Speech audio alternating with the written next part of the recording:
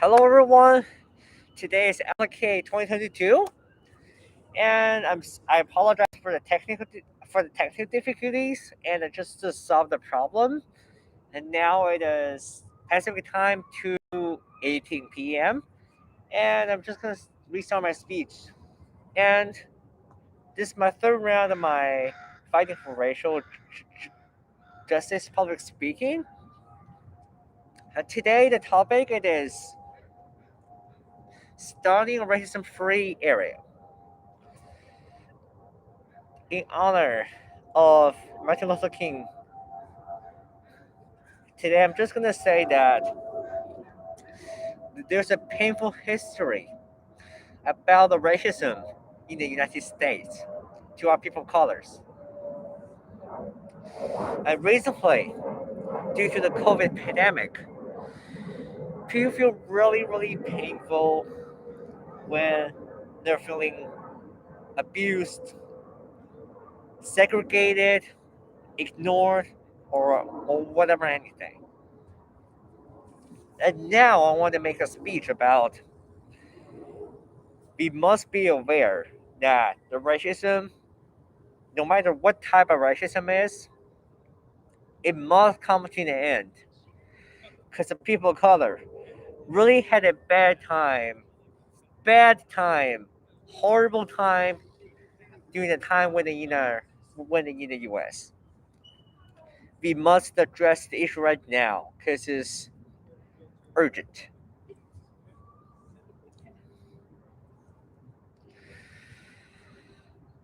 Recalling 2020, the Black Lives Matter movement. It is shocking, yet it's heartbreaking because it shows like white people still don't recognize or realize that they're they're exhibiting racism behaviors by harshly penalize black people for the same amount of misdemeanor compared to white folks. For example, if a white man and another black man raped a young lady, and the black man got his life in in the prison, while the white man only for like a month. Just uh just just an imagination, but and you can see how white and black and other people of color they're treated unequally. This is a problem that we need to address. That we must recognize and to ready to take action to solve the racism right now.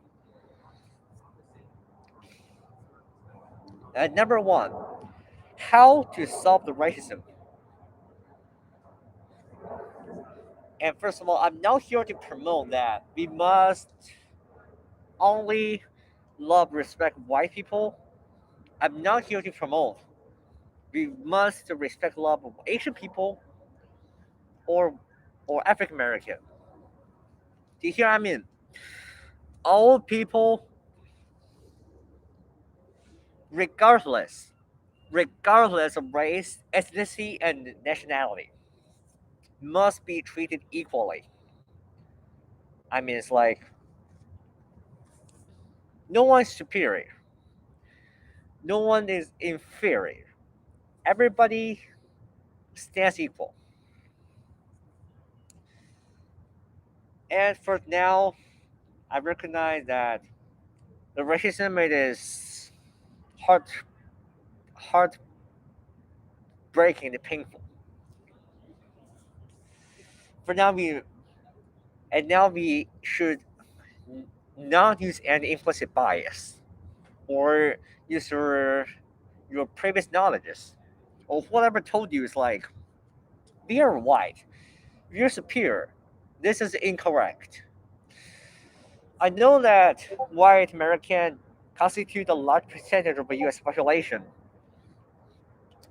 and hold the power of the whole country. And people of color feel unpowerful, weak, or they can be manipulated. And I want to speak as like you say that U.S. is a country of immigrants, but why you just unwelcoming? Why you're being rude? Why you're being unrespectful? Why you're being racism? And why you're being desegregated? Why?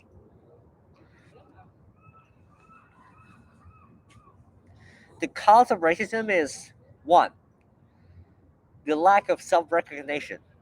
Number two, the lack of learning different culture. That is like how the stereotypes come. And now the environment, I would say, is kind of a toxic. Why? Because some people refuse to learn new culture from all over the world, from outside of the U.S., outside of the North American continent. That is the one of the main causes that racism does exist. So from now on, do not use implicit bias. Just to talk to everyone equally. There's no arrogance. There's no kind of a superiority is needed because your arrogance make them uncomfortable. I know some of them. Lots of foreign people. I know some of them. They're fresh off the boat. They're fresh off the boat, but they're fresh off the boat. They need to have the feeling of a home away from home. But your behavior just like I don't care about you. I was like, what kind of a shit is this? Well, if you're doing this, then well, I don't know how to describe it, but like, we need to respect everyone, regardless of race and ethnicity. This is the main purpose of my speech. Number two, what do you mean the race is free? And then how we achieve that?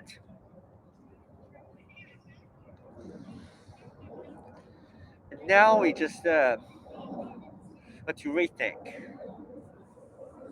Uh, Now we think, so what do we do as people of color, as an Asian, as an African American? What we need to do? One, to learn their culture. The best way to know a people, to know a racial group, is to know their culture. If you don't know their culture, you're guessing their racial stereotypes. Not all Asian they're nerdy, not all blacks they're lazy, and not all blacks they're rude. That just the perception when we come out is like racial stereotype. What causes stereotype? It is you only see a very surface level, very surface level of a fact. Then make the inferences, and you only include about like a 5% of the whole population, and then you can just say that white people it is superior because they're white people and no reason, right? And black people because they're poor at academic performance, they're rude, they're lazy, but you never to think that what caused the problem, that what causes those. This is the main thing that I want to talk about. It. What is the main cause? That what you want to do,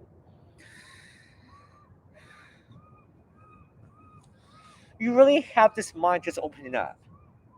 You really have to be prepared to accept, to love, to respect every non-white people in this country. Because if you're being rude, being racist, people, then the country is losing diversity because Who likes to come to a country that is rude, unwelcoming, right? Because I'm Asian. If people being rude to me, that I'm just gonna say I'm pretty gonna leave this country because everybody's being racist. And what to make this better and better is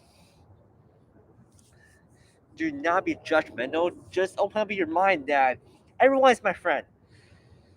Everything has a cost because if you see homeless black people because you don't give them housing, you don't give them food. If you see black people there have a lower SAT scores because some of them they can't afford it at the school, and i- in a job they can't get a job because they can't. Because you're raised in SAT, that is heartbreaking. That is traumatic. I don't want to hear it.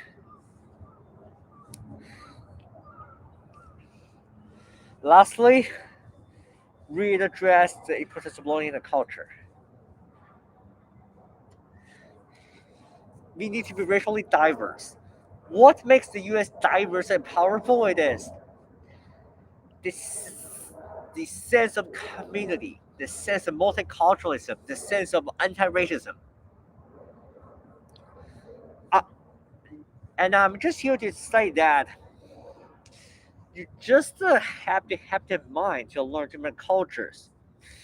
As you learn more culture, you would know. That's why this dude act like this. That's why that dude do such thing. Again, everything has a cost. Everything has a cause and effect. Everything happens for a reason. Because it can't just fabricate. Because it can't just fabricate like a fact that okay, that I just think this white man that is screwed is like this black man was terrible.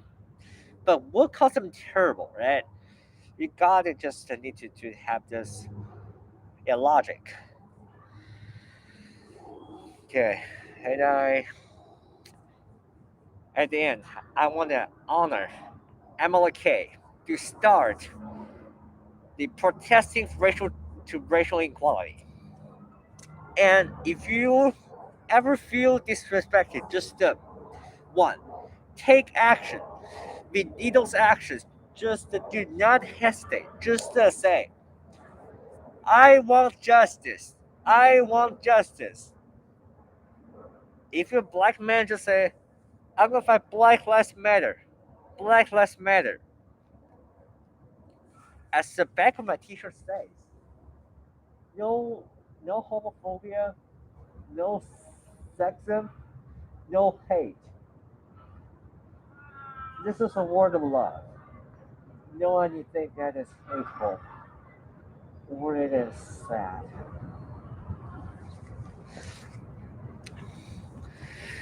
We need more peace. We need more love and we need more action.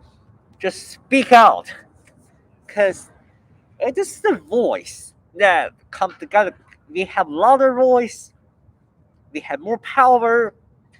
We make the bound to solve the issues. Right? Make the bound. Make some changes. And speak out of your voice.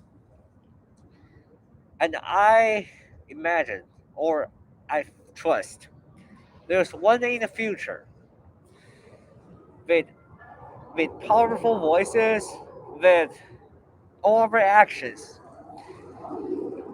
the United States will be no longer racism and homophobia. Hope this world is full of love and respect, not of hate, injustice, and bias. Hope you guys have a wonderful day, and this is the end of my speech. See you on the next speech. Thank you so much.